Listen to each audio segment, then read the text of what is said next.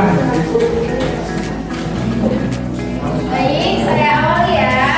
Assalamualaikum warahmatullahi wabarakatuh. Waalaikumsalam warahmatullahi wabarakatuh.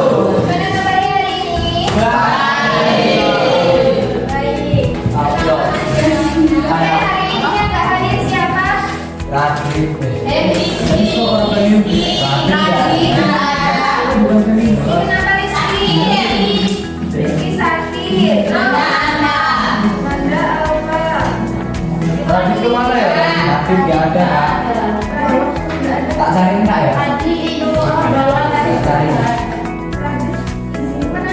Nggak tahu. Baik sih lagi udah sekolah. Kamu Pulang ya? masih keluar. Masih keluar. Ada enggak ya? Ada aku di sana. Itu. Jadi hari ini kita akan melanjutkan materi komponen ekosistem dan interaksinya.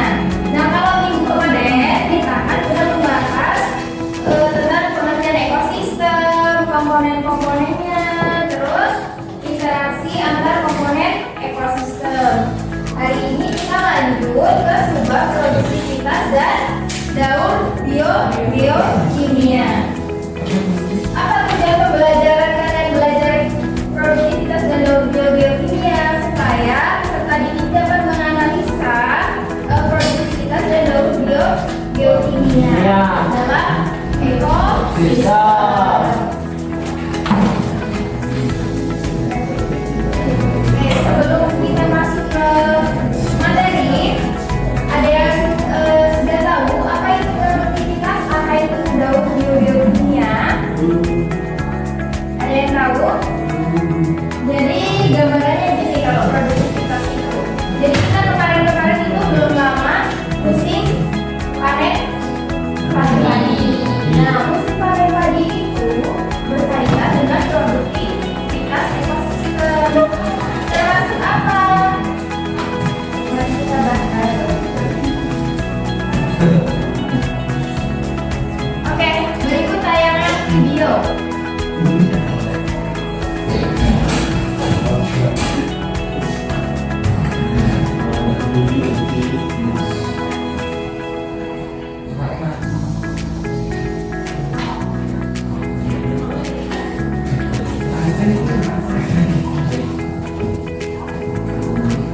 Nggak dengar ya? Iya. Jadi video ini menjelaskan tentang ledakan alga. Ada yang tahu alga? Yang biasanya tuh mancing, Ya. tahu kan?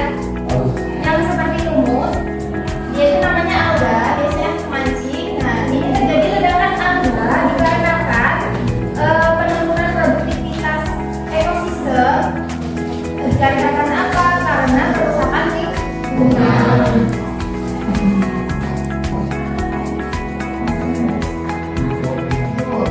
Jadi lingkungannya itu rusak, banyak sampah, kemudian terjadi ledakan alga. Nah, kemudian sudah pegang angka semua ya? Ya. Sudah. Di pertemuan kedua,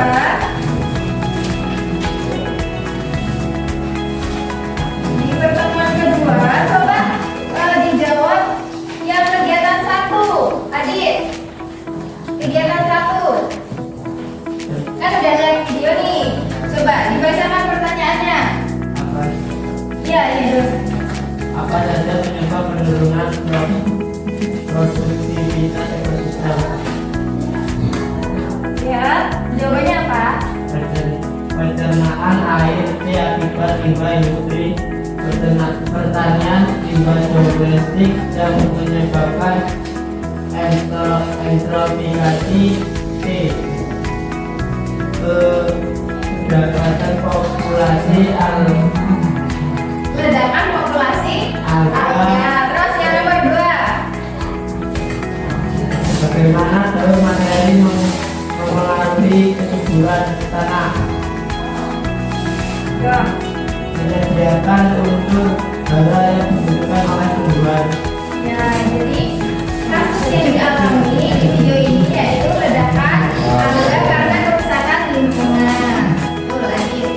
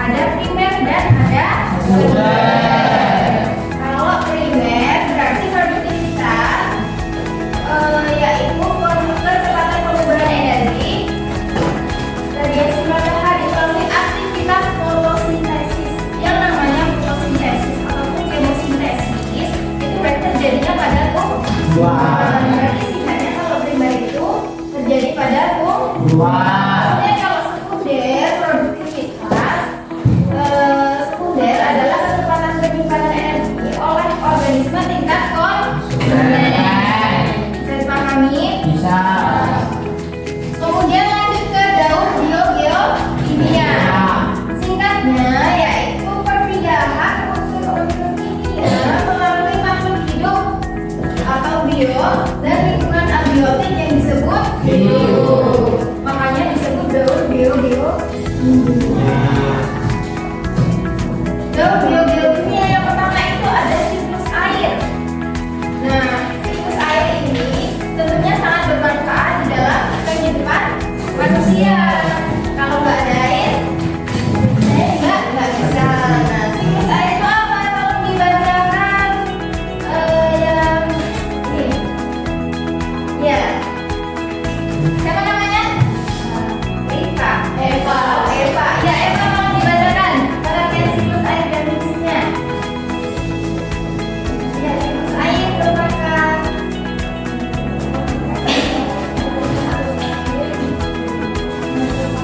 proses alami pergerakan air secara terus-menerus dari atas ke bumi dan sebaliknya. Air berubah bentuk dari uap ke cairan dan berpindah antara atmosfer daratan dan lautan melalui berbagai tahapan yang berulang terus-menerus. Fungsi siklus air adalah untuk menjaga ketersediaan dan distribusi air di seluruh permukaan bumi secara berkelanjutan. Ya, fungsi dari siklus air ataupun semua siklus umumnya itu untuk menjaga apa? Menjaga ekosistem agar tetap berkelanjutan. Kemudian proses siklus air itu gimana? Prosesnya itu dimulai saat air itu ada air laut, air danau, dan sungai. Airnya menguap nih, menguap namanya evaporasi. Nah, lalu uap air ini naik ke atmosfer, bercampur dengan uap dari tumbuhan namanya transpirasi. Kemudian uap air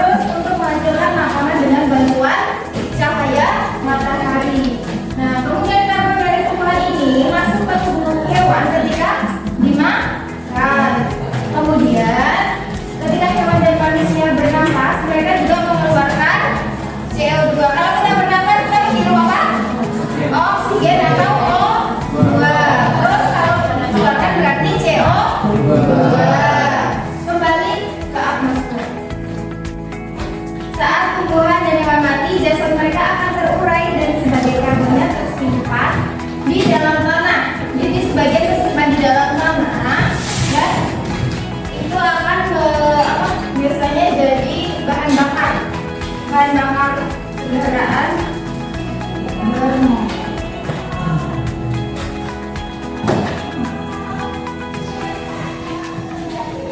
Kemudian siklus nitrogen. Siklus nitrogen, tolong bantu baca itu. Ya. Nitrogen adalah proses biokimia pada nitrogen yang berubah menjadi berbagai bentuk secara berurutan berpindah di atmosfer. Dari atmosfer ke tanah, ke organisme, dan kembali ke atmosfer. Siklus nitrogen memiliki fungsi utama untuk menjaga keseimbangan nitrogen, lingkungan, mendukung pertumbuhan tanaman, dan membantu dalam proses penguraian materi organik. Ya, jadi siklus nitrogen itu siklus atau proses biokimia pada nitrogen yang diubah menjadi berbagai bentuk secara berurutan, pindahnya dari atmosfer ke tanah, ke organisme, dan kembali lagi ke atmosfer. Siklusnya lumayan panjang. Jadi yang pertama itu nggak kelihatan. Kelihatan? Nanti nggak apa nanti dari materinya. Jadi yang pertama nitrogen di udara atau N2, nitrogen itu N2 di atmosfer tidak bisa langsung digunakan oleh tumbuhan. Jadi dia melalui tahap fiksasi nitrogen di akar tanaman. Sini. Di sini terjadi fiksasi. Kemudian yang kedua, bakterinya itu mengubah nitrogen menjadi amonium atau NH4. Kemudian dikomposisi oleh bakteri dan jamur. Dikomposisi oleh bakteri dan jamur nih di sini. Kemudian nitrifikasi oleh bakteri mengubah amonium menjadi nitrit NO2. Kemudian denitrifikasi oleh bakteri di sini. Jadi proses ini menyelesaikan siklus dan memastikan nitrogen tetap beredar di ekosistem. Jadi semua siklus itu memastikan entah itu air, entah itu karbon, entah itu nitrogen. Intinya mereka itu bersiklus untuk terus mempertahankan nitrogen, air, karbon, dan nanti masih ada lagi agar ekosistemnya itu tetap terjaga. Kemudian siklus fosfor. Nah, siklus fosfor adalah perputaran unsur fosfor di alam yang penting bagi kehidupan, terutama untuk pertumbuhan dan pembentukan tulang serta DNA pada makhluk hidup. Nah, tahapannya gimana? Yang pertama ada melakukan batuan. Kemudian kedua, tumbuhan menyerap fosfor. Nah, fosfor yang ada di sana itu diserap oleh akar tumbuhan. Kemudian hewan akan makan tumbuhan. Terus kemudian ketika hewan itu mati, tumbuhan itu hewan itu akan diuraikan.